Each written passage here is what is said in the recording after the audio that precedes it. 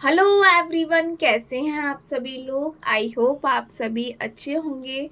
तो आज फिर एक नया कॉन्सेप्ट डिस्कस करते हैं, लर्निंग डिसेबिलिटीज़, जो कि हर टीचिंग एग्ज़ाम में आपको काम आता है। एंड सी टेट की बात करूं तो सी टेट में एक तो क्वेश्चन आपको ज़रूर मिलेंगे, या तो हिंदी पैडागॉजी में मिल सकते हैं, या फिर सीडीपी में आपको देखने को इससे रिलेटेड क्वेश्चन ज़रूर मिलेंगे। तो फर्स्ट डिसेबिलिटी की बात करूँ तो डिसलेक्सिया होता है रीडिंग डिसेबिलिटी, जिसमें क्या होता है, बच्चों को जो अल्फ़ाबेट्स होते हैं उनका जो सीक्वेंस होता है वो आगे पीछे दिखता है। ठीक है। जैसे कि उस आपने वॉज लिखा है तो वो 100 देख सकता है। ओके। बी को वो पी समझ सकता है। इस तरह की डिसलेक्सिया में रीडिंग डिसेबिलिटीज़ होती है। एंड जो लैंग्वेज बेस्ड लर्निंग डिसेबिलिटीज़ है, इसमें children with dyslexia have difficulty reading accurately and fluently. और जिस बच्चों को डिसलेक्सिया होता है वो बच्चे फ्लुएंटली रीड भी नहीं कर पाते हैं। अगर आपसे पूछा जाए कि पठन विकार क्या होता है, जिन बच्चों को पढ़ने में या अर्थ ग्रहण करने में समस्या होती है, तो वो आएगा आपका डिसलेक्सिया। नेक्स्ट डिसेबिलिटी की बात करूँ तो डिस्ग्राफिया। ग्राफ से ही आप समझ जाएंगे, ग्राफ मतलब कि लिखने से संबंधित। Refers to difficulty with the physical act of writing. इसमें क्या होता है कि जो फाइन मोटर स्किल्स होते हैं लाइक राइटिंग, उससे रिलेटेड फाइन मोटर स्किल क्या है, राइटिंग है। और राइटिंग से रिलेटेड आपको इसमें क्या होती है, प्रॉब्लम होती है। एंड क्योंकि इसमें जो बच्चा लिखता है उसकी हैंड राइटिंग, जो उसके अल्फ़ाबेट बनाने का जो तरीका है वो एलिजिबल नहीं होता, वो उसको आप पढ़ नहीं सकते। एंड लिखने के साथ साथ उसकी स्पेलिंग में मिस्टेक होती है एंड ग्रामर रूल्स भी उसे नहीं पता होते। तो आप सिर्फ ये मत कह दीजिएगा कि जिस बच्चे को ग्रामर रूल्स नहीं आते उसे डिस्ग्राफिया है। नहीं, जिस बच्चे को लिखने में दिक्कत है और जिस बच्चे को पेन पकड़ने में या फिर अल्फ़ाबेट बनाने में प्रॉब्लम होती है, उसको कहते हैं डिस्ग्राफिया। नेक्स्ट थर्ड की बात करूँगी तो डिसकैलकुलिया। डिसकैलकुलिया मतलब calculation. Calculation is related to maths. तो when the children are struggle with basic concept. अब आप ये मत कह दीजिएगा कि जिन लोगों को मैथ में इंटरेस्ट नहीं है तो उनको डिसकैलकुलिया है। नहीं, जो आपके बेसिक कॉन्सेप्ट होते हैं ना, जैसे प्लस माइनस मल्टीप्लिकेशन डिवाइड, उस बच्चे को उसमें भी स्ट्रगल होता है। नॉट इवन कि आप उसको कुछ मैथ का सम्स सिखाएंगे, वो स्टेप बाय स्टेप वो सम्स भी नहीं कर पाएगा। उसको छोटे छोटे कॉन्सेप्ट कभी भी याद नहीं रहेंगे, उसको कहेंगे डिस्कैलकुलिया। उसको उसकी लॉजिकल थिंकिंग पार अच्छी नहीं होगी। And they may be face difficulty in following and using step involving mathematics problem. उसको मैथमेटिक्स प्रॉब्लम में जो स्टेप हम क्वेश्चन सॉल्व करते हैं उसमें डिफिकल्टी होगी। तो इस तरीके के बच्चे को होता है डिस्कैलकुलिया। मोस्टली ये पूछा जाता है गणित से संबंधित जो विकार होता है वो क्या होता है, डिस्कैलकुलिया। डिस्प्रैक्सिया की बात करूं तो आप कह सकते हैं ये शारीरिक कौशल होते हैं ना, कोऑर्डिनेशन, जब हम बॉडी के साथ कोऑर्डिनेशन करते हैं उससे रिलेटेड है, फिजिकल मूवमेंट से।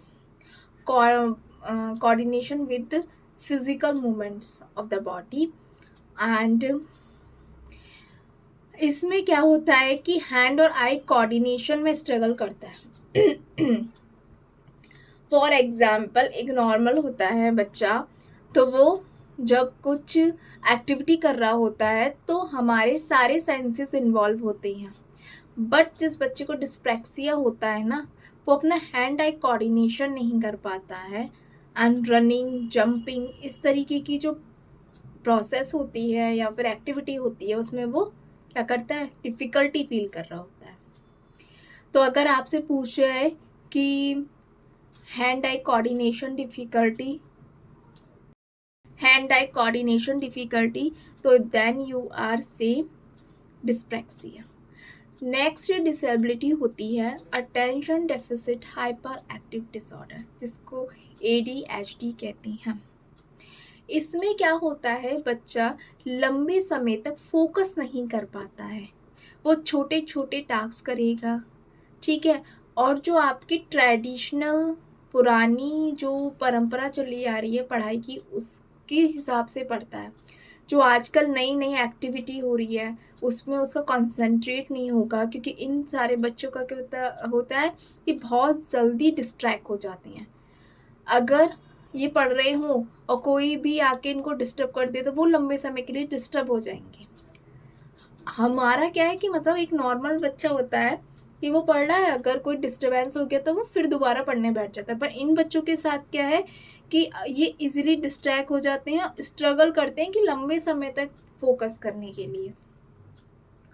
छोटे छोटे सिंगल टास्क करते हैं ये लोग जो, और अगर इनको बड़े टास्क दे दिए जाए कि बड़ा बड़ा पैराग्राफ पढ़ने के लिए दे दिया जाए तो उसमें भी ये डिफ़िकल्टी महसूस करेंगे। So these are the disabilities. Next disability है locomotor disability. It is related to when the person facing problem to move one place to another place. Autism की बात करूँगी तो it is related to communication with the society.